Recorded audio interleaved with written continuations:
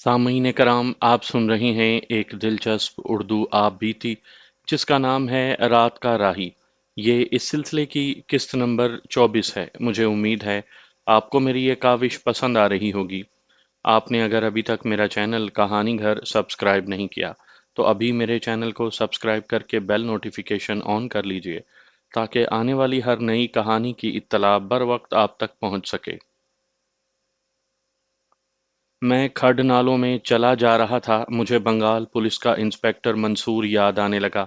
मैंने उसकी भी जान बचाई थी और उसने मुझे और अहमद अली से कहा था कि मेरे इलाके से चले जाओ, मैं तुम्हें गिरफ्तार नहीं करूंगा। और फिर मैं इस गोरख धंधे में उलझ गया कि इंसान क्या है। क्या इंसान नेक है? क्या इंसान बद है? क्या इंसान की ज़ात नेकी और बदी के तसादुम का अखाड़ा है? उस वक्त मुझे इन सवालों का जवाब नहीं मिल रहा था। मैं हैरान ज़रूर हो रहा था कि एक तरफ तो मैं कातिल हूँ और दूसरी तरफ मैंने अपनी जान की बाजी लगाकर एक इंसान को मौत के मुंह से निकाल लिया है। आज जब मैं ज़मीन के नशेबो फराज से निकलकर ज़िंदगी के नशेबो फराज को देख और समझ चुका हूँ, मैं इस नतीजे पर पहुंचा हूँ कि इंसान इतना ही नेक है जितना कि वो बन सकता है, और वो उतना ही बद है जहां तक वो बदी की पस्तियों तक पहुंच सकता है। वो वक्त जब मैं नामालूम मंजिल की जानिब प्यादा चला जा रहा था, जिंदगी के फलसफे के मुतल्लिक सोचने का वक्त नहीं था। मेरी हैसियत एक जानवर की सी थी जिसका सबसे बड़ा मसला ये था कि दरिंदों से जान किस तरह बचाई जाए। मैं सड़क और रेलवे लाइन से दूर दूर चला जा रहा था। अंग्रेज मेजर ने मुझे कहा था कि रावलपिंडी तक खैरियत से पहुंच जाओ तो वहां से फ्रंटियर तक आसानी से चले जाओगे। मेरे नीचे कोई रास्ता या पगडंडी नहीं थी। कभी मैं जमीन में उतर जाता जहां मुझे दाएं बाएं मिट्टी या पत्थरों की दीवारें खड़ी नजर आती, और कभी घाटी चढ़कर इतना ऊपर चला जाता कि मुझे दूर दूर तक का इलाका नजर आने लगता। मुझ जैसे मफरूर मुजरिमों को दुनिया की नज़रों से ओझल रखने के लिए ये इलाका निहायत मौजू था। मैं बेखौफ होकर चला जा रहा था। मेरा रुख रावलपिंडी की तरफ था। रास्ते में झाड़ी बेर खाता गया। पानी की वहां कोई कमी नहीं थी। इस इलाके में बरसाती नदी नाले इस तरह गुजरते हैं जिस तरह इंसानी जिस्म में खून की रगें। शाम तक मैं ऊंची पहाड़ियों और चट्टानों के इलाके से निकल गया। आगे जो इलाका आया वो कटा फटा था। कहीं नशेब इतने वसी थे कि वहां लोग खेती बाड़ी करते थे, और इसके अलावा जंगल भी थे। अगर इलाका मैदानी होता तो बहुत दूर से भी मैं लोगों को नजर आ सकता था, लेकिन ये इलाका ऐसा था कि करीब जाकर ही पता चलता था कि ये कोई आदमी जा रहा है। जो गांव रास्ते में आए, मैं उनसे दूर रहा। इस इलाके में भी बरसाती नाले थोड़े थोड़े फासले पर मेरे रास्ते में आए। मैंने बहुत सा सफ़र बाज बरसाती नालों के अंदर अंदर किया। ये पोठोहार का इलाका है। बारिशों ने अब तो इसकी शक्ल सूरत ही बदल डाली है। मैं जिस वक्त की बात कर रहा हूँ उस वक्त यहाँ के बाज इलाके कुछ डरावने से थे। मैं अल्फाज में उस ज़मीन के खदोखाल अच्छी तरह बयान नहीं कर सकता। अगर आप उस इलाके के वीराने में कहीं एक खूबसूरत और जवान औरत को देखें तो आपके दिल में रोमान नहीं मचलेंगे, बल्कि आपका दिल खौफ की गिरफ्त में आ जाएगा। आप उस औरत को इंसान नहीं, शिरशरार या कोई पुरस्रार मखलूक समझेंगे। ये उस औरत का नहीं, उस इलाके के खदोखाल का असर होगा। सूरज उफ्क तक पहुंच गया था और मैं अपनी मंजिल से अभी बहुत दूर था। फिर सूरज ने गरूब होकर पोठोहार के खड नालों, टीलों, चट्टानों और घाटियों को तारीकी में छुपा दिया। मैं फिर भी चलता गया। चांद उभर आया और रात के तारीक पर्दे उठाने लगा। जवानी की नींद ने मुझे दबोच लिया। मैं एक दरख्त के नीचे बैठ गया। जहन बिल्कुल खाली था। नींद का ये आलम था कि मैं लेटने से पहले ही सो गया। आंख खुली तो ऐसे लगा जैसे धूप चमक रही हो, लेकिन ये चांद था। चांद की बुलंदी से मैंने अंदाजा लगाया कि रात कितनी गुजर चुकी है। मैं जितनी नींद कर चुका था उसने मेरे जिस्म को तरोताज़ा कर दिया। मुझे रात को ही चलना चाहिए था। मेरी जिंदगी ऐसी बन गई थी जिसके रास्ते रात को ही रोशन होते हैं। मैं रात का वो राही था जो दिन की रोशनी में ठोकर खा कर गिर पड़ता है। मैं उठा और रावलपिंडी की सिमत चल पड़ा। जमीन वैसी ही थी जैसी मैं पहले बयान कर चुका हूँ। कहीं घाटी से उतरते मैं इतना नीचे चला जाता था जैसे मैं अब उभर नहीं सकूंगा, और कहीं घाटी चढ़ते चढ़ते ख्याल आता था कि मैं आसमान की बुलंदी तक जा पहुंचूंगा। میں اس سے زیادہ دشوار اور سنگلاخ علاقے کا رہنے والا تھا، اس لیے اس علاقے میں تیز چلنا اور سنبھل کر چلنا میرے لیے کوئی مشکل نہیں تھا۔ میں ایک برساتی ندی میں اتر گیا اور اس کے کنارے کنارے چلنے لگا۔ ندی میں پانی بہت کم تھا، پاٹ کچھ چوڑا تھا، اس کے درمیان میں پانی ایک لکیر کی طرح بہہ رہا تھا۔ دور سے مجھے محسوس ہوا جیسے ندی کے پاٹ کے درمیان کوئی آدمی کھڑا ہے۔ کبھی ایسے لگتا کہ جیسے کسی درخت کا تنا اوپر سے کٹا ہوا ہو۔ میں کنارے کنارے چلتا گیا، وہ جو کچھ بھی تھا، میں اس سے کوئی 50-60 گز دور رہ گیا تو مجھے ایک عورت کی بڑی بلند اور دل کو چیرتی ہوئی چیخ سنائی دی۔ میرا دل دہل گیا اور قدم رک گئے۔ وہ چیز ہلنے لگی۔ اب کوئی شک نہ رہا کہ وہ کوئی انسان ہے۔ کچھ دیر خاموشی طاری رہی، میں آہستہ آہستہ چل پڑا۔ ایک بار پھر عورت کی چیخ سنائی دی، چلے جاؤ۔ عورت کی للکار سنائی دی، اگر یہاں رکے تو تمہارا کلیجہ منہ کے راستے نکال لوں گی۔ ہمارے علاقے میں آج بھی جنوں اور چڑیلوں کی موجودگی کو مانا جاتا ہے، اور کبھی کبھار ایسا واقعہ سننے میں آتا ہے کہ ایک آدمی اکیلا رات کے وقت ویرانے میں سے گزر رہا تھا۔ اسے ایک چڑیل بڑی خوبصورت عورت کے روپ میں مل گئی۔ اس آدمی نے اس پر دست درازی کی۔ صبح لوگوں نے اس کی لاش پڑی ہوئی دیکھی۔ اس کا کلیجہ منہ کے راستے باہر آیا ہوا تھا۔ یہ بھی مشہور ہے کہ ہاتھ میں چمکتا ہوا کوئی ہتھیار ہو، یعنی کلہاڑی، چاقو یا چھری، تو چڑیل بھاگ جاتی ہے۔ یہ بھی بتایا جاتا ہے کہ چڑیل کے ہاتھ اور پاؤں الٹے ہوتے ہیں۔ اس وقت میں بھی جنوں اور چڑیلوں کو مانتا تھا۔ معلوم نہیں مجھے کیا خیال آیا، یا شاید میں پاگل ہو گیا تھا۔ میں آگے جانے کے بجائے اس عورت کی طرف چل پڑا جس نے مجھے للکارا اور دھمکایا تھا۔ میں نے ایسی کہانیاں بھی سنی تھیں کہ رات کو کوئی مرد اور عورت کہیں ویرانے میں اکٹھے ہوئے اور ایک دوسرے میں مگن ہو گئے۔ اچانک کوئی آدمی ادھر جا نکلا، عورت نے چیخ ماری اور کلیجہ منہ کے راستے نکال لینے کی دھمکی دی۔ وہ آدمی اس عورت کو چڑیل سمجھ کر بھاگ گیا۔ میں جب ادھر کو چلا تو عورت پھر چیخی اور اس نے للکار کر کہا، زندہ رہنا چاہتے ہو تو وہیں سے واپس ہو جاؤ۔ میں نہ رکا، میرے آگے پانی آ گیا۔ میں نے ریوالور نکال لیا۔ جیب میں چاقو تھا، یہ اس لیے نکال کر کھول لیا کہ اگر یہ چڑیل ہے تو چاقو کے چمکتے ہوئے بلیڈ کو دیکھ کر بھاگ جائے گی۔ میں پانی میں سے گزرا۔ پانی بمشکل ٹخنوں تک تھا۔ میں اور قریب گیا تو شفاف چاندنی میں مجھے اچھی طرح نظر آیا کہ وہ ایک انسان نہیں، دو تھے، ایک مرد اور ایک عورت۔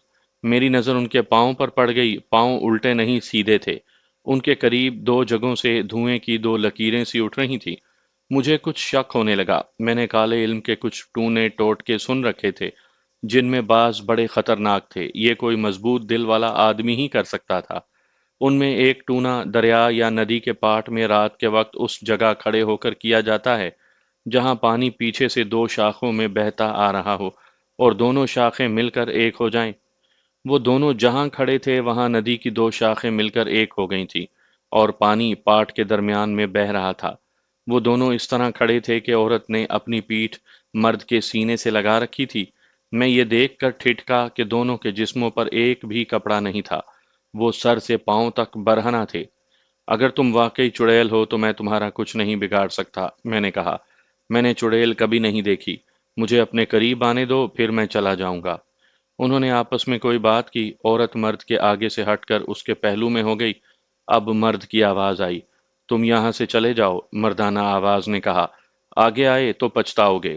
اتفاق سے میری نظر ان سے چند قدم پرے گئی تو مجھے کپڑے پڑے نظر آ گئے۔ میں حماقت کی حد تک دلیر ہوا کرتا تھا۔ میرے ہاتھ میں پستول ہے، میں نے کہا، میں تم پر گولی چلاتا ہوں۔ اگر تم شر شرار ہو تو گولی تمہیں کوئی نقصان نہیں پہنچائے گی۔ عورت کپڑوں کی طرف دوڑ پڑی۔ پیچھے رہو، میں نے گرج کر کہا۔ جس حالت میں ہو اسی میں رہو ورنہ گولی چلا دوں گا۔ عورت کپڑوں کے قریب جا کر رک گئی۔ میں تیز تیز چلتا آگے چلا گیا۔ مرد کو قریب سے دیکھا، اس کے چہرے پر تراشی ہوئی چھوٹی چھوٹی سیاہ داڑھی تھی۔ میں نے عورت کو کہا کہ میرے پاس آ جاؤ۔ وہ برہنہ تھی، اس لیے قریب آتے شرماتی تھی۔ میں نے جب دھماکے کی طرح کہا کہ ادھر آؤ تو وہ آہستہ آہستہ چلتی اس آدمی کے پیچھے آن کھڑی ہوئی۔ میں نے نیچے دیکھا، وہاں ایک انسانی کھوپڑی پڑی تھی اور کھوپڑی کے دائیں اور بائیں اگر بتیاں جل رہی تھیں۔ یہ کیا ہو رہا ہے؟ میں نے پوچھا۔ جھوٹ بولنے سے پہلے یہ ریوالور دیکھ لو اور یہ چاقو بھی دیکھ لو۔ میں عامل ہوں اور اس بیچاری عورت کے لیے ایک عمل کر رہا ہوں۔ اس نے کہا، تم کہاں کے رہنے والے ہو؟ کیا تم نے عابد شاہ کا نام نہیں سنا؟ میرا نام بڑی دور دور تک مشہور ہے، یہ میری ولایت ہے۔ اس ولایت میں جتنے جن اور جتنی چڑیلیں ہیں ان سب پر میرا حکم چلتا ہے۔ کیا اس عورت پر جن آتے ہیں؟ میں نے پوچھا، اور کیا تم اس کا جن نکال رہے ہو؟ نہیں، اس نے جواب دیا، یہ کسی اور مشکل میں گرفتار ہے۔ 1.5 2 سال گزرے اس کی شادی ہوئی تھی، لیکن اس کا خاوند 2 غیر عورتوں کے جال میں ایسا پھنسا ہوا ہے کہ اس کی طرف توجہ ہی نہیں دیتا۔ یہ بیچاری آخر میرے پاس آئی۔ میں نے عام سی قسم کے تعویذ دھاگے کیے لیکن اس شخص پر کچھ اثر نہ ہوا۔ میں نے ایک رات مراقبے میں بیٹھ کر اس کے خاوند کا حساب کتاب دیکھا تو بات کچھ اور ہی نکلی۔ ان دونوں عورتوں نے اس کے خاوند کو بڑے سخت نقش پلا رکھے ہیں۔ ان کا اثر عام تعویذوں سے دور نہیں کیا جا سکتا۔ یہ کام صرف میرے موکل یعنی جنات کر سکتے ہیں۔ یہ کام اپنے گھر میں بیٹھ کر نہیں کیا جا سکتا۔ یہ عمل اس جگہ کامیاب ہوتا ہے جہاں دریا یا ندی کی 2 شاخیں مل کر ایک ہو جاتی ہیں۔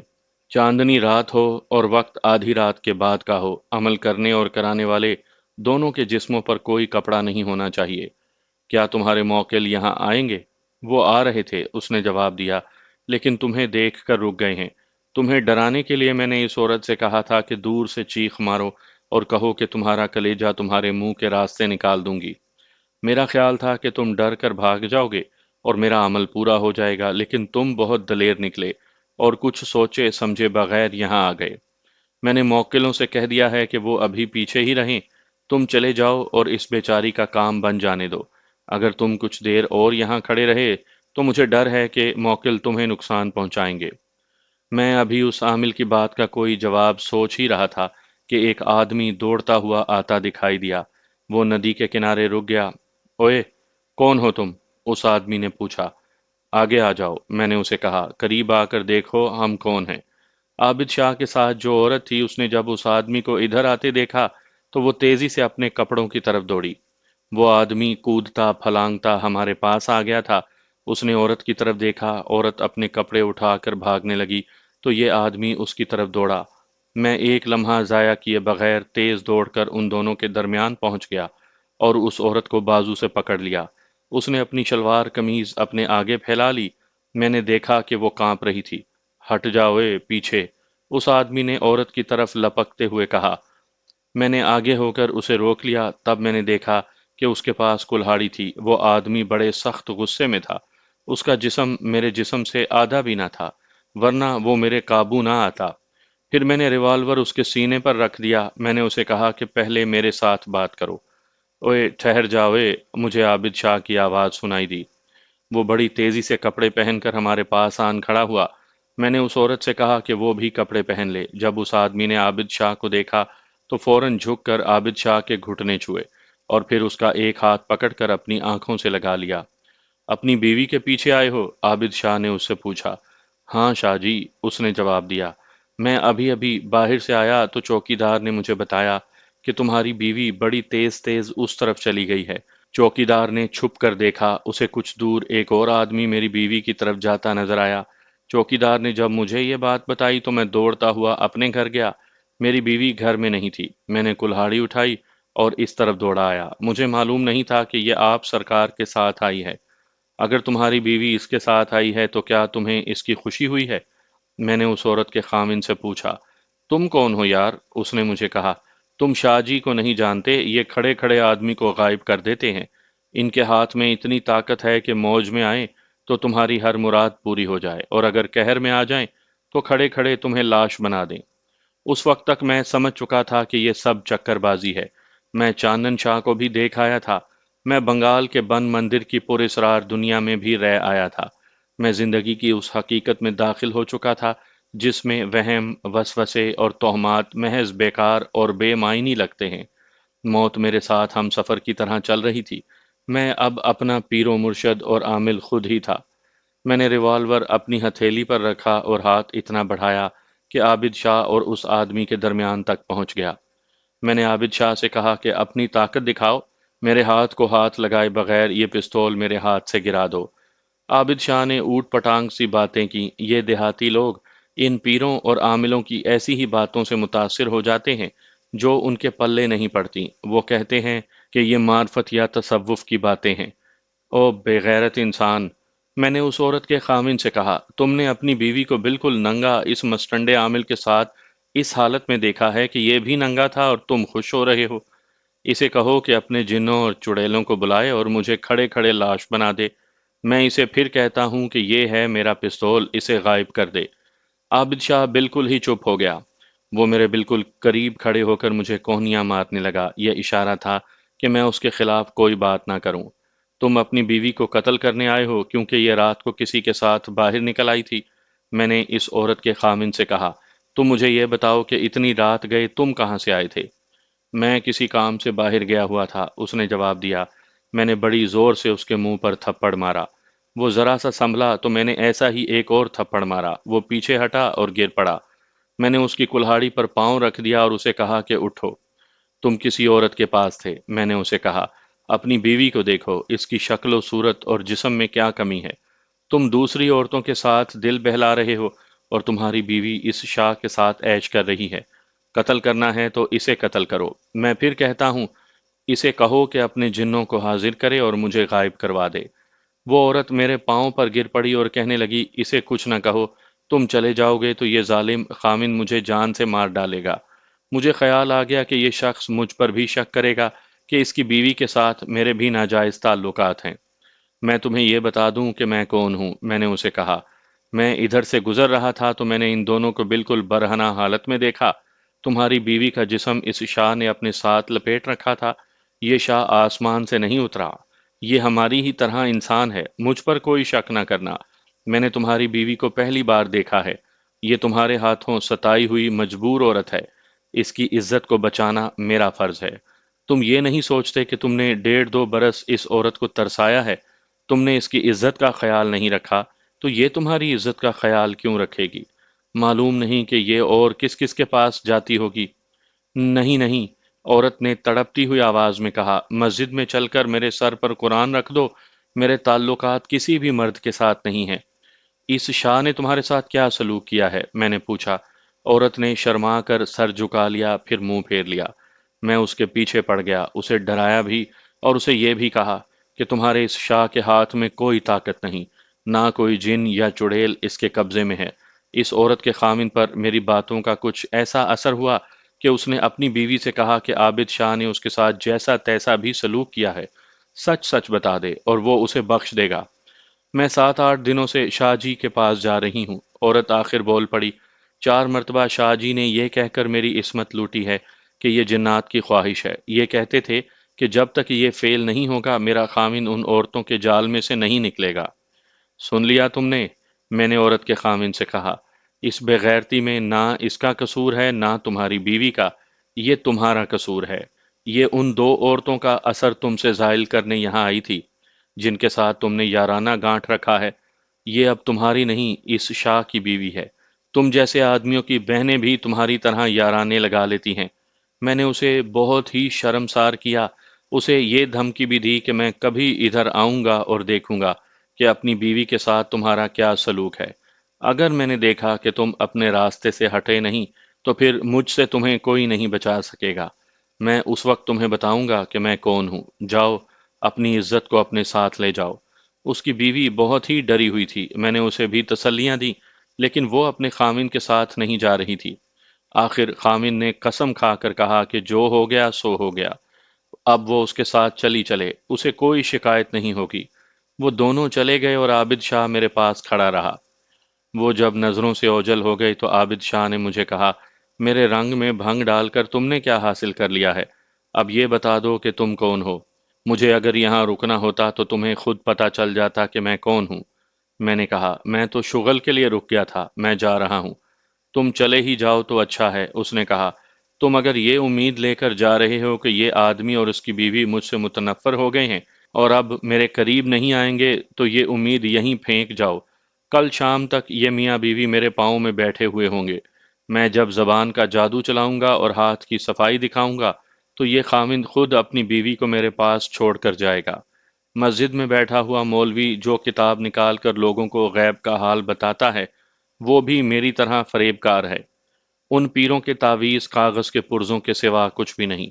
یہ دیہاتی لوگ اس قدر مجبور اور لاچار ہیں کہ جھوٹے سہارے ڈھونڈتے پھرتے ہیں۔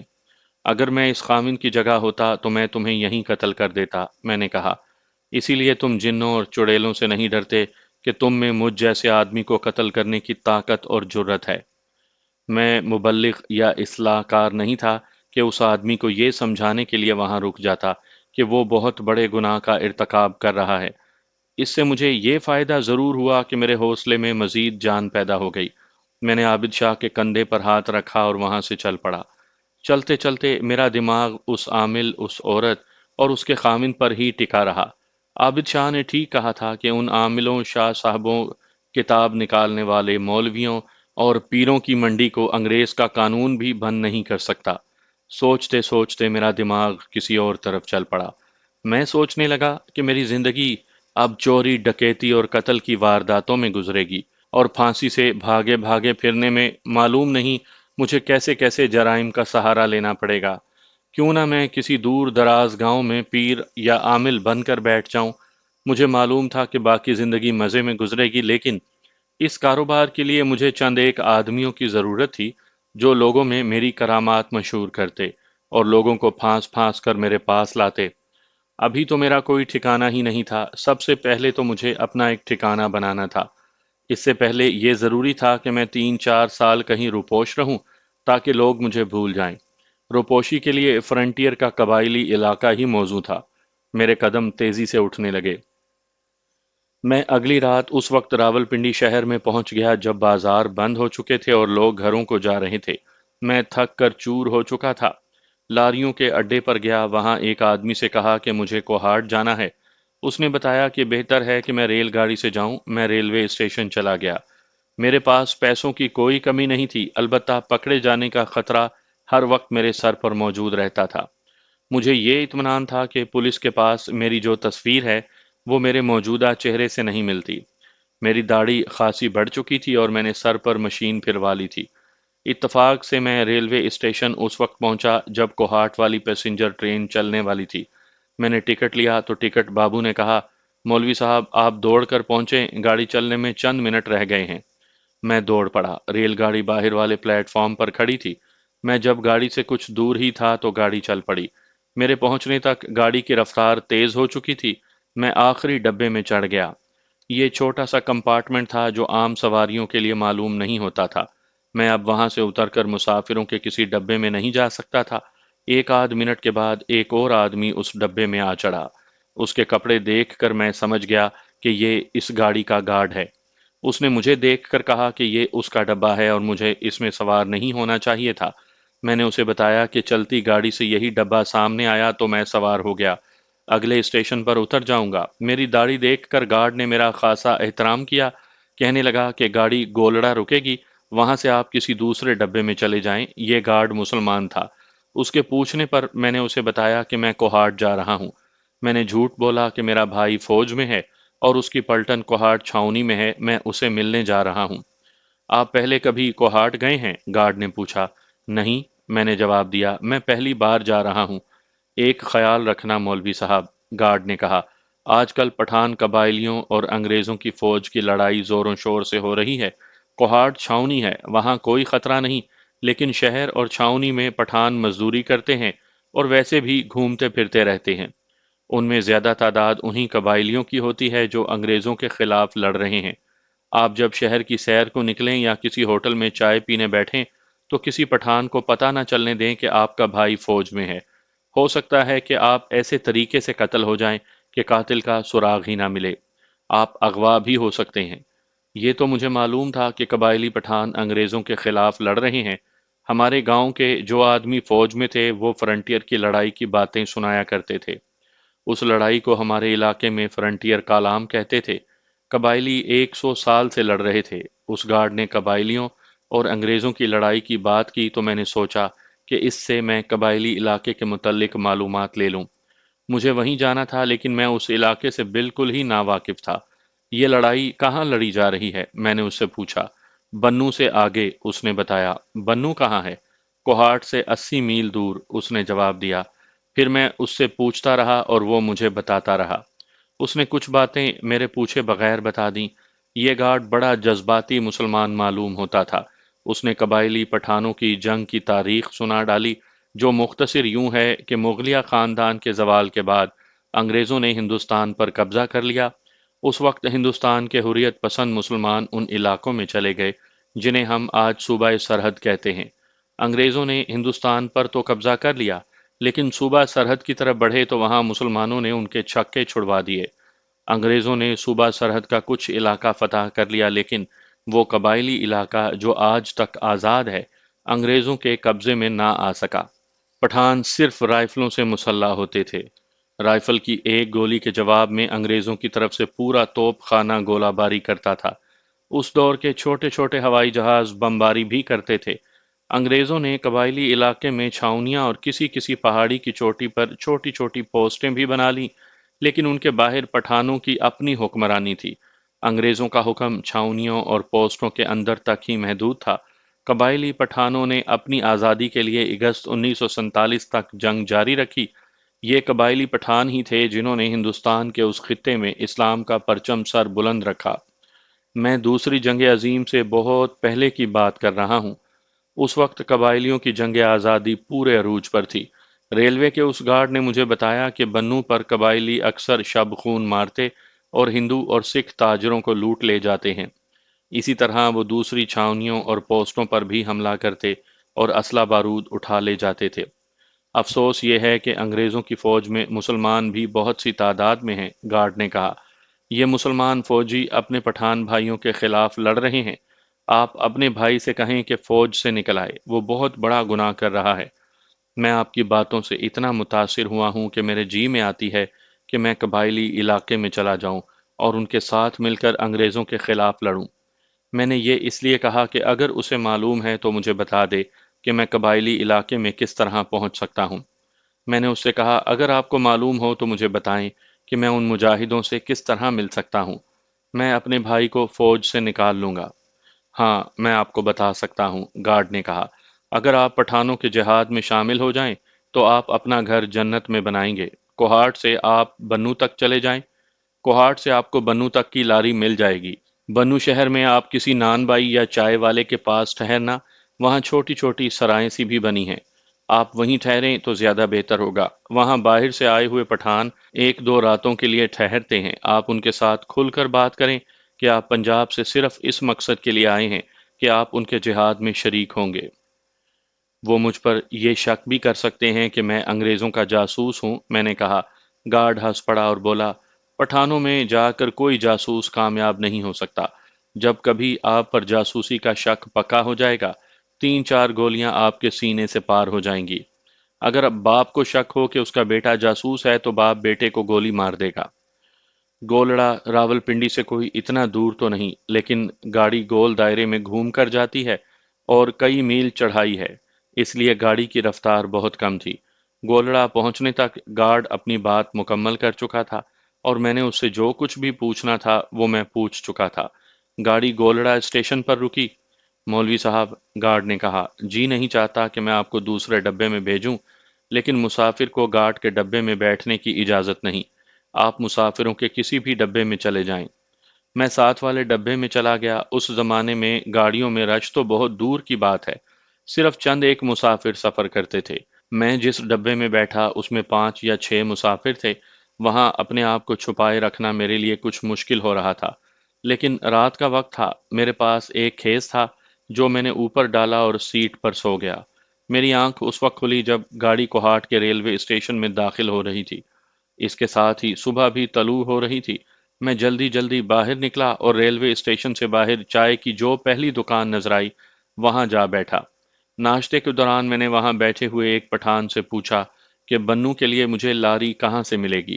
اس پٹھان نے مجھے وہ راستہ تو بتا دیا جو لاریوں کے اڈے تک جاتا تھا، لیکن اس نے مجھے گھور کر دیکھا اور پوچھا کہ تم فوجی ہو؟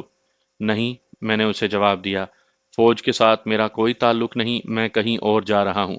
کہاں؟ پٹھان نے پوچھا۔ بنو میں تمہارے کوئی رشتہ دار ہیں؟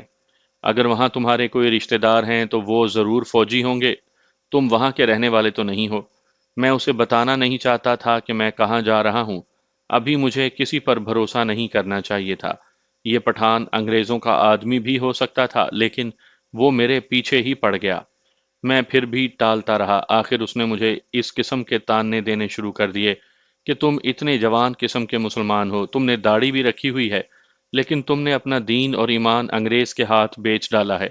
تم جیسے جوان کو علاقہ غیر میں چلے جانا چاہیے، جہاں مسلمان فرنگیوں سے لڑ رہے ہیں۔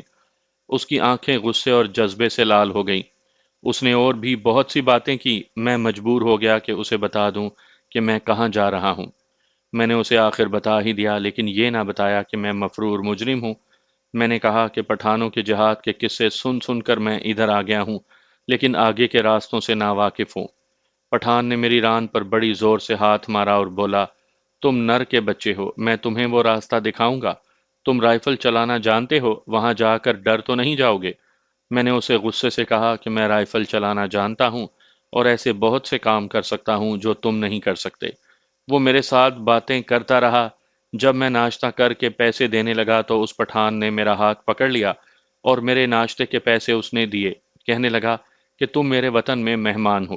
وہاں سے وہ میرے ساتھ چلا اور کوہاٹ کے قریب جنگل خیل گاؤں میں لے گیا۔ مجھے اپنے گھر میں بٹھا کر وہ کہیں چلا گیا۔ جب وہ واپس آیا تو اس کے ساتھ دو پٹھان تھے جن میں ایک خاصا بوڑھا تھا۔ ان دونوں پٹھانوں نے مجھ سے میرے متعلق بہت سی باتیں پوچھی۔ میں نے انہیں یہی بتایا کہ میں جہاد کا جذبہ لے کر آیا ہوں۔ میں نے اپنے کپڑوں کے نیچے ہاتھ ڈالا، ریوالور اور چاقو نکال کر ان کے آگے رکھ دیا۔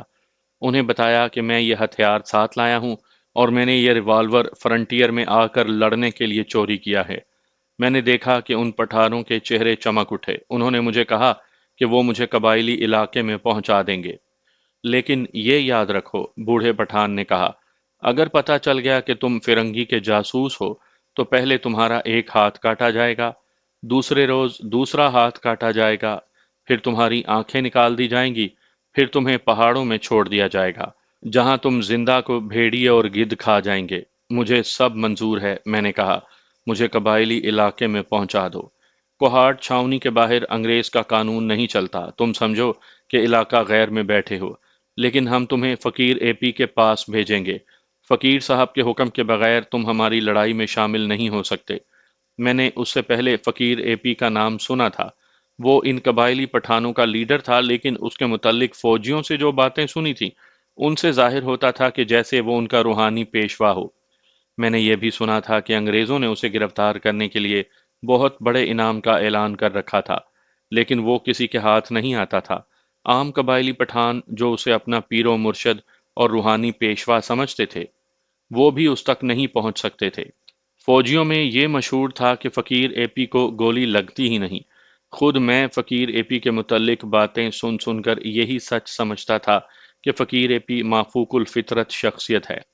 ان پٹھانوں نے جب مجھے بتایا کہ وہ مجھے فقیر اے پی کے پاس بھیجیں گے تو میں بہت خوش ہوا۔ اگلے روز کا سورج طلوع ہوا تو میں ایک لاری میں بیٹھا پہاڑوں اور چٹانوں کی دنیا میں چلا جا رہا تھا۔ جدھر تک نظر جاتی تھی پتھریلے اور ننگے پہاڑ تھے جن پر گھاس کی ایک پتی بھی نظر نہیں آتی تھی۔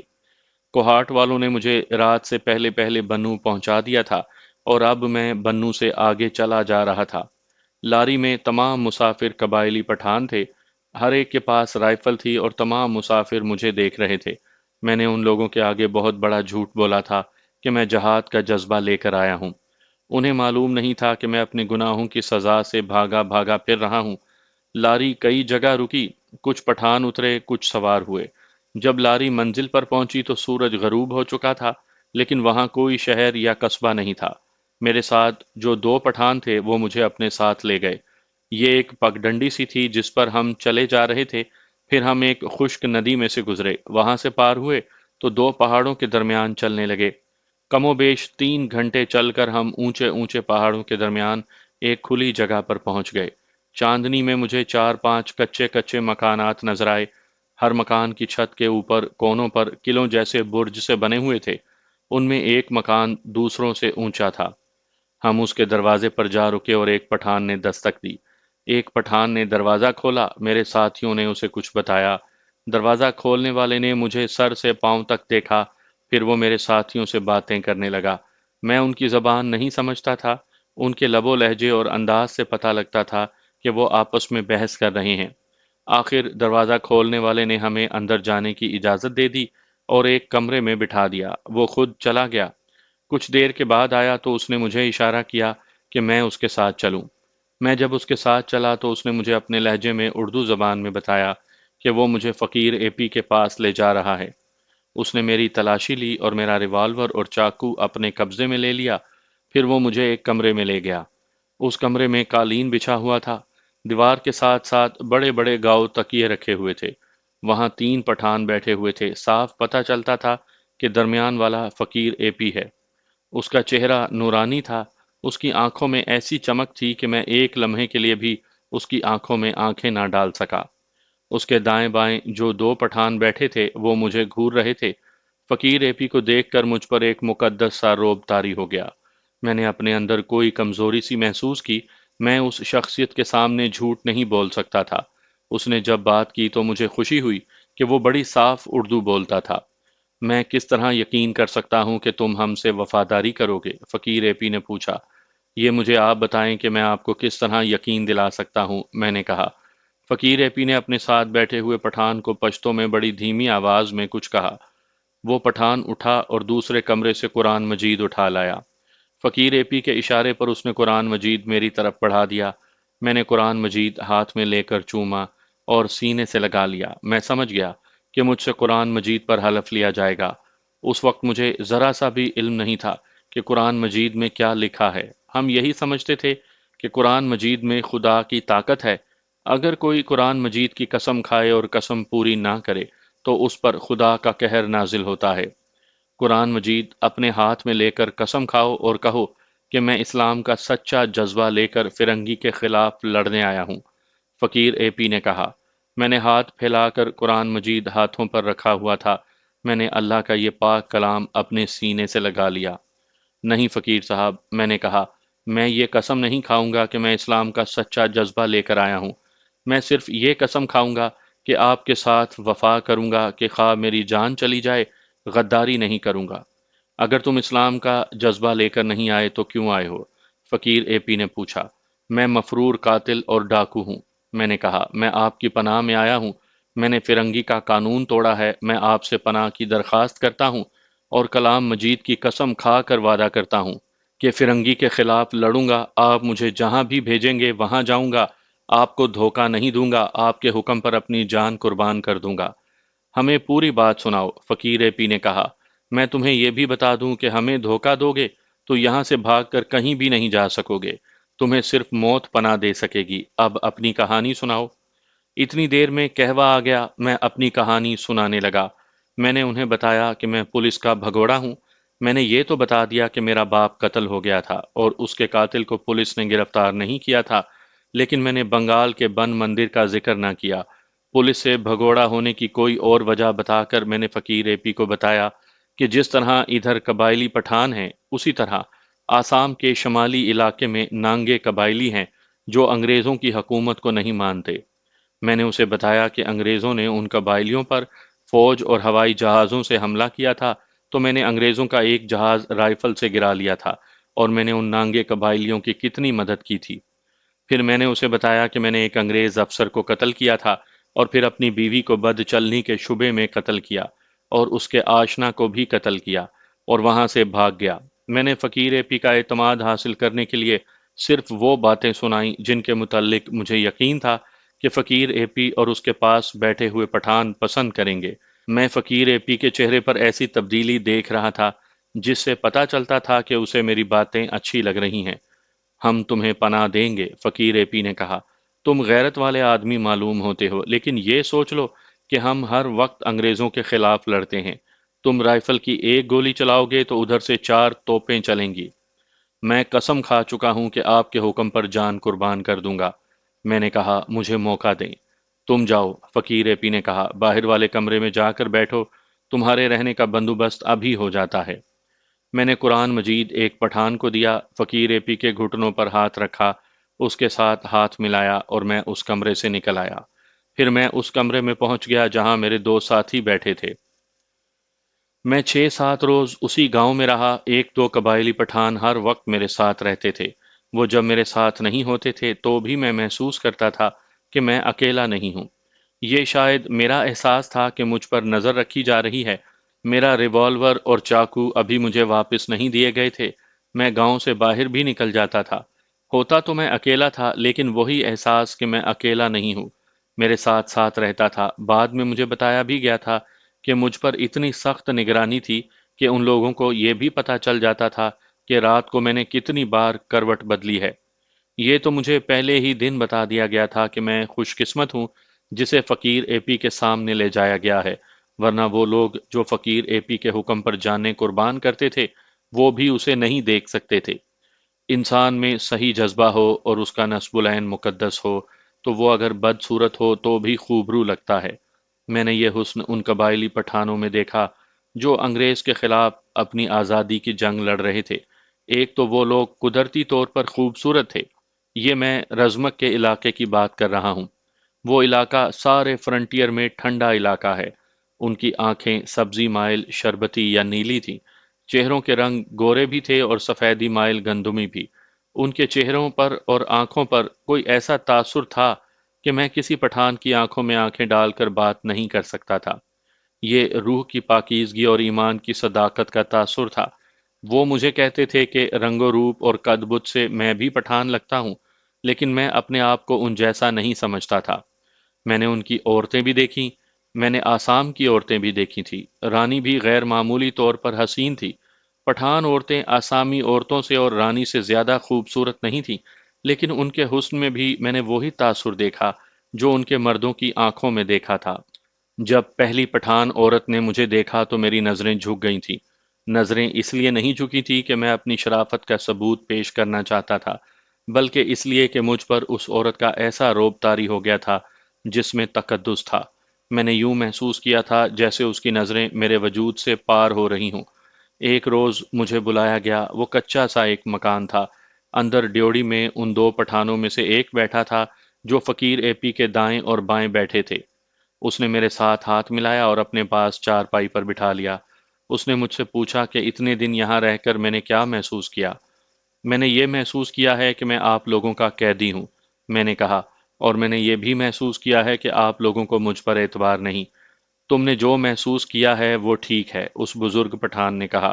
تم ہمارے وطن کے آدمی نہیں ہو، ہمیں بہت احتیاط کرنی پڑتی ہے۔ فرنگی فقیر صاحب کو گرفتار یا قتل کرنے کی کوشش میں لگے رہتے ہیں۔ تم سے پہلے بھی کچھ پنجابی فوج سے بھگوڑے ہو کر ہمارے پاس آئے ہیں۔ ایک دو یہاں سے بہت دور کسی اور علاقے میں ہیں۔ دو شہید ہو چکے ہیں۔ ہمیں کسی پنجابی نے دھوکہ نہیں دیا۔ تم بھی دھوکہ نہیں دو گے، لیکن ہم اپنا دستور پورا کرتے ہیں۔ ہم نے وہ کر لیا ہے۔ فقیر صاحب تمہیں بتا چکے ہیں کہ ہمیں دھوکہ دو گے تو بھاگ کر نہیں جا سکو گے۔ تمہاری لاش قبر میں نہیں ہمارے کتوں کے پیٹ میں جائے گی۔ اب وقت آ گیا ہے کہ ہم تمہیں آزمائیں۔ آزمائش بڑی سخت ہوگی۔ آپ حکم کریں، میں نے کہا۔ آزمائش کی سختی اور نرمی کی بات نہ کریں۔ تمہارے ساتھ 10 آدمی ہوں گے، اس نے کہا۔ تمہارے پاس تمہارا اپنا ریوالور ہوگا۔ ہم تمہیں ایک رائفل اور ایک خنجر دیں گے۔ تمہیں یہاں سے کوئی 12-13 میل دور جانا پڑے گا۔ تم دیکھو گے کہ بعض پہاڑیوں پر قلعے سے بنے ہوئے ہیں اور بعض پہاڑیوں پر چھوٹی چھوٹی پوسٹیں بنی ہوتی ہیں۔ بڑے قلعے میں جو دراصل بڑی پوسٹ ہوتی ہے، کسی پلٹن کی 2 یا 3 کمپنیاں رہتی ہیں۔ اس کے ارد گرد جو چھوٹی پوسٹیں ہیں وہاں انہی کمپنیوں کے 10 سے 20 تک سپاہی رہتے ہیں۔ کبھی ہفتے کے بعد، کبھی اس سے زیادہ دنوں بعد بڑی پوسٹ میں سے چھوٹی پوسٹوں کی بدلی کی جاتی ہے۔ اس کا مطلب یہ ہے کہ دوسرے آدمی چھوٹی پوسٹوں پر جا کر وہاں کے رہنے والوں کو بڑی پوسٹ میں بھیج دیتے ہیں۔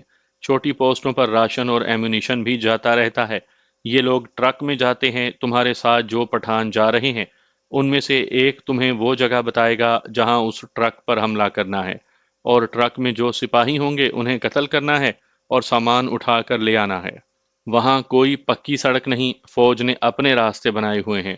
ایک راستہ تنگ سے خشک نالے کے اوپر سے گزرتا ہے جس پر پکی پلی بنی ہوئی ہے۔ یہ پلی اتنی ہی اونچی ہے کہ تمہارے قد کا آدمی جھک کر دوہرا ہو جائے تو اس کے نیچے سے گزر سکتا ہے۔ اس کی چوڑائی 2 ٹرکوں کی چوڑائی جتنی ہے۔ راستہ گھوم کر پلی تک پہنچتا ہے اور پلی سے گزر کر پھر گھوم جاتا ہے۔ یہ یاد رکھو کہ یہ حملہ دن کے وقت ہوگا اور تم پوسٹوں کی مشین گنوں اور رائفلوں کی زد میں ہوگے۔ ایک آدمی ایک چٹان پر ایسی جگہ چھپ کر بیٹھا ہوا ہوگا جہاں سے وہ ٹرک کے ڈرائیور پر فائر کرے گا۔ ٹرک بے قابو ہو کر دائیں بائیں ہوگا اور رک جائے گا۔ ہو سکتا ہے کہ نالے میں بھی گر پڑے۔ تم اپنے آدمیوں کے ساتھ اٹھو گے اور ان لوگوں کو خنجروں سے کاٹ دو گے۔ دور سے ڈرائیور پر فائر کرنا کوئی بہادری نہیں، میں نے کہا۔ آپ لوگ مجھے آزمانا چاہتے ہیں، اس لیے میں کچھ کر کے دکھانا چاہتا ہوں۔ میں وہاں جا کر دیکھوں گا۔ اگر مجھے راستے کے قریب چھپنے کے لیے جگہ مل گئی تو میں اٹھ کر ڈرائیور کی سیٹ پر چڑھ جاؤں گا اور اسے خنجر سے ہلاک کروں گا۔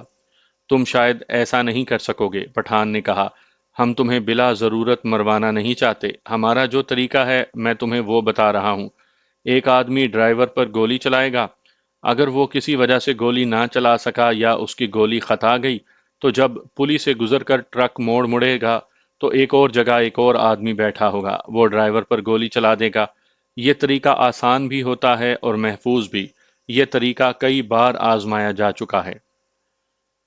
اس رات میں 10 قبائلی پٹھانوں کے ساتھ اس پکی سڑک کی طرف جا رہا تھا جو انگریزوں نے اپنے کانوائیوں کے لیے بنوا رکھی تھی، لیکن سورج غروب ہونے کے بعد انگریز میں اتنی جرأت نہیں ہوتی تھی کہ اس سڑک سے اپنی فوج کو گزار سکے۔ اس وقت اس سڑک کے مالک قبائلی پٹھان ہوتے تھے۔ ہدف کی طرف جاتے پٹھان مجھ سے پنجاب کی باتیں پوچھتے جا رہے تھے۔ وہ مجھ سے پوچھتے تھے کہ پنجابی انگریزوں کی فوج میں کیوں بھرتی ہوئے ہیں۔ ایک خیال رکھنا خانو بابا، ایک پٹھان نے مجھے کہا، بے شک مسلمان انگریزوں کی فوج میں ہیں، لیکن ان کے ساتھ ہمارا ایک خاموش سا اور خفیہ معاہدہ ہے۔ انہیں جب ہمارے علاقے میں آ کر ہم پر فائر کا حکم ملتا ہے تو وہ رائفلوں اور مشین گنوں کی نالیاں ذرا اوپر کر کے فائر کرتے ہیں۔ اگر ہمیں پتہ چل جائے کہ ہمارے خلاف لڑنے والی پلٹن کی مسلمان کمپنی فلاں طرف پوزیشن میں ہے تو ہم ادھر فائر نہیں کرتے۔ جن پر ہم حملہ کرنے جا رہے ہیں یہ کون ہیں؟ میں نے پوچھا۔ یہ سکھ ریجمنٹ ہے، اس نے کہا۔ ہندوؤں اور سکھوں کو تو ہم یوں ڈھونڈتے ہیں جیسے بلی چوہوں کو ڈھونڈتی پھرتی ہے۔ یہ پٹھان یوں ہنستے کھیلتے ایک دوسرے سے ہنسی مذاق کرتے جا رہے تھے جیسے کسی میلے پر جا رہے ہوں۔ فاصلے کا پتہ ہی نہیں چل رہا تھا۔ جب ہمارے گائیڈ نے کہا کہ یہاں رکنا ہے تو میں نے محسوس کیا کہ یہ 12-14 میل فاصلہ نہیں تھا۔ تب میں نے دیکھا کہ ہم پکی سڑک سے اتر کر 1.5-2 میل پتھریلی زمین پر چلتے رہے تھے۔ رات ابھی کچھ باقی تھی، چاندنی خوب چمک رہی تھی۔ گائیڈ نے ہمیں وہ راستہ دکھایا جس سے ٹرک کو گزرنا تھا۔ وہ پلی دکھائی، پلی کے پار والا راستہ بھی دکھایا۔ گائیڈ نے مجھے کہا کہ اس سے زیادہ وہ اور مجھے کچھ نہیں بتائے گا کیونکہ یہ میرا امتحان ہے۔ ان تمام آدمیوں کو اچھی جگہوں میں چھپانا اور ٹرک کے ڈرائیور پر گولی چلانے والے پٹھانوں کو بھی موزوں جگہ پر بٹھانا میرا کام تھا۔ میں نے راستہ دیکھا، اس کے ساتھ کی چٹانوں کو دیکھا، پلی کے نیچے جا کر دیکھا۔ 8 آدمیوں کو بتایا کہ صبح ہونے سے پہلے وہ پلی کے نیچے چلے جائیں گے اور ایک پٹھان کو ایک چٹان پر پوزیشن لینے کو کہا۔ دوسرے کو پلی کے پار موزوں جگہ چھپا دیا جہاں سے اسے ٹرک کے ڈرائیور پر فائر کرنا تھا۔ میں نے ان دونوں پٹھانوں سے کہہ دیا تھا کہ میں ٹرک کے راستے میں چھپوں گا اور جب ٹرک میرے قریب سے گزرے گا تو میں ڈرائیور کی سیٹ پر چڑھ جاؤں گا اور ڈرائیور کو خنجر سے ماروں گا۔ اگر میں کسی وجہ سے ناکام ہو گیا تو ڈرائیور پر گولی چلانے والے اس پر گولی چلا دیں گے۔ ان دونوں نے مجھے کہا تھا کہ میں ایسی دلیری نہ دکھاؤں، لیکن میں نے اس کی بات کو ہنس کر ٹال دیا۔ گائیڈ نے ہم سب سے کہا کہ ہم گھنٹہ 1.5 گھنٹہ سو سکتے ہیں اور وہ ہمیں اس وقت جگا دے گا جب صبح کی روشنی ابھی دھندلی ہوگی۔ اس ٹرک کی مخبری اسی گائیڈ نے کی تھی۔ انگریزوں نے پٹھانوں کی ایک فوج تیار کر رکھی تھی جنہیں خاصہ دار کہا جاتا تھا۔ یہ لوگ نیم فوجی ہوتے تھے اور ہوتے قبائلی تھے۔ یہ بھی پہاڑوں پر انگریزوں کی پکٹوں اور پوسٹوں پر رہتے تھے۔ یہ نمک انگریز کا کھاتے تھے لیکن ان کی وفاداری اپنے قبائلیوں کے ساتھ ہوتی تھی۔ ان میں سے بعض دوغلی مخبری بھی کرتے تھے۔ اس طرح وہ اپنے پٹھان بھائیوں کو بھی راضی رکھتے اور انگریزوں کو بھی۔ ایک خاصہ دار نے یہ خبر بھیجی تھی کہ فلاں دن ایک ٹرک 15-20 فوجیوں کو فلاں پوسٹ تک لے کر جا رہا ہے۔ اس میں راشن اور ایمونیشن بھی ہوگا۔ ہم پتھریلی زمین پر لیٹے اور سو گئے۔ گائیڈ نے جب ہمیں جگایا تو ایسے لگا جیسے میں 5 گھنٹے سویا ہوں گا، لیکن ہم تقریباً 1.5 گھنٹہ سوئے تھے۔ میں نے تمام آدمیوں کو ان کی پوزیشنوں میں بھیج دیا اور خود پلی سے تقریباً 40 قدم دور ایک جگہ جا بیٹھا۔ اس علاقے میں کہیں کہیں درخت تھے اور جھاڑیاں عام تھی۔ میں نے ایک ایسی جگہ منتخب کی تھی جہاں بہت بڑے بڑے پتھر تھے اور ارد گرد جھاڑیوں کی طرح پودے بھی تھے۔ ابھی صبح تاریک تھی، خاموشی ایسی کہ اپنے دل کی دھڑکن سنائی دے رہی تھی۔ کبھی کبھی دور سے گیدڑوں کی آوازیں آتی تھیں۔ صبح کا اجالا نکھرنے لگا۔ ٹرک کے آنے کا کوئی وقت مقرر نہیں تھا۔ معلوم نہیں تھا کہ ہمیں کتنے گھنٹے انتظار کرنا تھا۔ میرے ہر آدمی نے اپنے آپ کو چھپا لیا تھا۔ وہ سب اپنا اپنا کام جانتے تھے۔ انہیں میری رہنمائی اور قیادت کی ضرورت نہیں تھی۔ یہ تو میرا امتحان لیا جا رہا تھا۔ سورج ابھرنے لگا۔ مجھے ایک پہاڑی پر بڑی پوسٹ نظر آئی۔ پھر میں نے وہ چھوٹی پوسٹ دیکھی جہاں ٹرک کو جانا تھا۔ وہ بھی بلندی پر تھی۔ میری جگہ سے دونوں کا فاصلہ 1 میل ہوگا۔ میں نے اپنی پوزیشن کا جائزہ لیا۔ وہاں سے چند گز پیچھے راستے کا موڑ تھا اور وہاں چھوٹے چھوٹے کھڈے تھے۔ تقریباً 3 گھنٹے کے بعد بڑی پوسٹ کا دروازہ کھلا اور ایک ٹرک باہر نکلا۔ ٹرک آہستہ آہستہ نیچے اترنے لگا اور گھوم گھوم کر نیچے اتر آیا۔ کچھ دیر چٹانوں کے پیچھے چھپا رہا، پھر سامنے آیا۔ راستے کے بہت موڑ مڑ کر ٹرک میرے قریب آ گیا۔ اس موڑ پر آ کر اس کی رفتار کم ہو گئی۔ آگے کھڈے تھے، وہاں اس کی رفتار بالکل ہی کم ہو گئی۔ آپ نے فوجی ٹرک دیکھے ہوں گے، وہ پرانے زمانے کا ٹرک تھا۔ ڈرائیور کی سیٹ کا دروازہ نہیں تھا، ٹرک پر ترپال بھی نہیں تھی۔ اس میں 15-20 فوجی بیٹھے ہوئے تھے۔ مجھے سکھ ڈرائیور صاف نظر آ رہا تھا۔ اس کے ساتھ ایک انگریز افسر بیٹھا تھا۔ جو ہی ٹرک میرے قریب سے گزرا، میں تیزی سے اٹھا اور خنجر نکال کر ڈرائیور کی سیٹ پر چڑھ گیا۔ اس سے پہلے کہ ڈرائیور کو پتہ چلتا کہ میں کون ہوں، میں نے خنجر اس کے پیٹ میں پسلیوں کے قریب مارا اور خنجر کو ایک طرف زور سے جھٹکا دیا۔ ڈرائیور کے منہ سے عجیب سی آواز نکلی۔ میں ٹرک سے کود آیا، لیکن میں کھڑا نہ رہا۔ میں زمین پر پڑا رہا اور لڑکتا ہوا پتھر کے پیچھے چلا گیا۔ میں نے بڑی تیزی سے ریوالور نکالا اور ٹرک میں بیٹھے ہوئے سکھ فوجیوں پر گولیاں چلانے لگا۔ ٹرک راستے سے ہٹ کر ایک پتھر سے جا ٹکرایا اور رک گیا۔ اس سے فوجی اترے نہیں، وہ ٹرک کے اندر چھپ گئے، لیکن ان کے سر اور بعض کے کندھے بھی نظر آ رہے تھے۔ پل کے نیچے میرے جو ساتھی چھپے ہوئے تھے وہ نکل آئے۔ وہ دور نہیں تھے، وہ چیختے چلاتے دوڑتے آئے اور بندروں کی طرح ٹرک پر چڑھ گئے۔ سب کے ہاتھوں میں خنجر تھے، انہوں نے سکھوں کو کاٹنا شروع کر دیا۔ میں اپنی آڑ سے نکلا، میں نے اگلی سیٹ پر ایک انگریز افسر کو دیکھا تھا۔ میں اس طرف گیا۔ وہ پہلے شاید سیٹ سے آگے ہو کر دبک گیا ہوگا۔ میں جب وہاں پہنچا تو وہ ریوالور نکال کر سیٹ کے پیچھے خالی جگہ میں سے پیچھے کو پٹھانوں پر فائر کرنے لگا تھا۔ میں نے اسے زندہ پکڑنے کا ارادہ کر لیا۔ میں نے ریوالور کی نالی اس کے پہلو کے ساتھ لگا کر کہا، باہر آ جاؤ، فائر نہ کرنا۔ وہ میری طرف گھوما۔ وہ لڑکا سا تھا، ابھی سیکنڈ لیفٹیننٹ تھا۔ میں نے اس کے ہاتھ سے ریوالور لے لیا اور اسے نیچے اتار لیا۔ پیچھے ٹرک میں پٹھان اپنا کام کر چکے تھے۔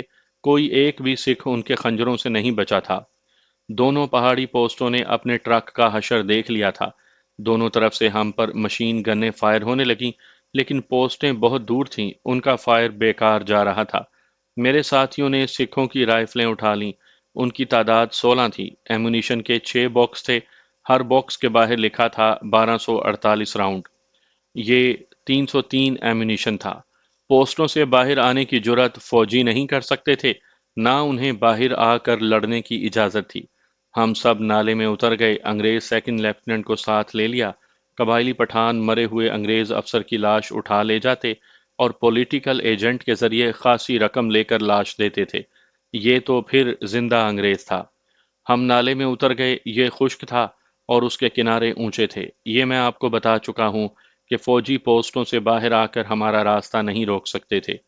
آپ شاید حیران ہوں گے کہ ہم نے جب ٹرک پر حملہ کیا تو اس میں بیٹھے ہوئے 16 فوجیوں نے جو رائفلوں سے مسلح تھے ہمارا مقابلہ نہ کیا۔ آپ کو اس کا تجربہ نہیں کہ جب اس طرح حملہ ہوتا ہے تو اتنی دہشت طاری ہو جاتی ہے کہ تھوڑی دیر تک جسمانی قوت مفلوج ہو جاتی ہے۔ جتنی دیر میں انسان سنبھلتا ہے، حملہ کرنے والے اپنا کام کر کے جا چکے ہوتے ہیں۔ دوسری وجہ یہ تھی کہ فوجی ٹرک میں تھے، ان کے لیے حرکت ممکن نہیں تھی۔ ہندوستانی فوجیوں پر ویسے بھی پٹھانوں کی دہشت طاری رہتی تھی۔